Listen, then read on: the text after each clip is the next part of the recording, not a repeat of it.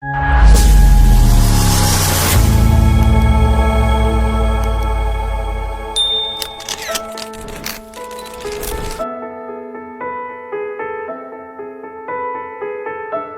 avait demandé à Noé de construire une arche pour sauver sa famille et un couple de chaque espèce animale.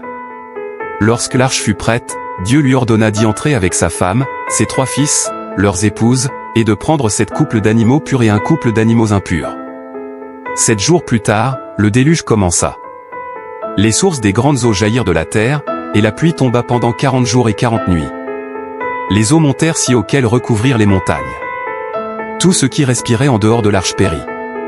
Seul Noé, sa famille, et les animaux dans l'arche survivent. Après 40 jours, la pluie cessa, mais les eaux couvrent encore la terre pendant 150 jours.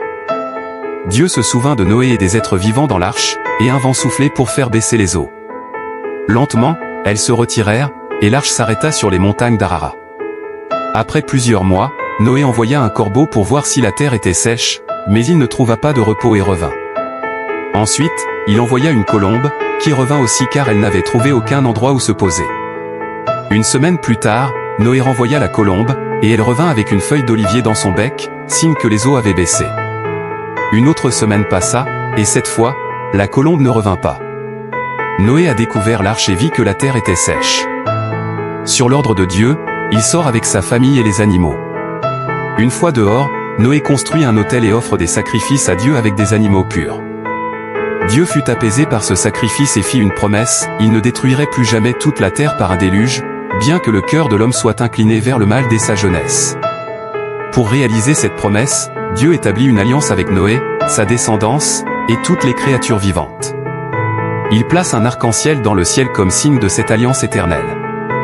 Chaque fois qu'un arc-en-ciel apparaîtra, cela rappellera que Dieu ne détruira plus jamais la terre par un déluge. Cependant, après cette bénédiction, une épreuve marque la vie de Noé. Il plante une vigne, met du vin et s'enivra. Dans cet état, il se dénuda dans sa tente. Son fils Cham vit sa nudité et se moqua de lui, mais ses frères Sem et Japheth couvrent leur père avec respect. Lorsque Noé apprit ce que Cham avait fait, il maudit fils Canaan et bénit Sem et Japheth. Noé a vécu encore de nombreuses années après le déluge et mourut âgé de 950 ans.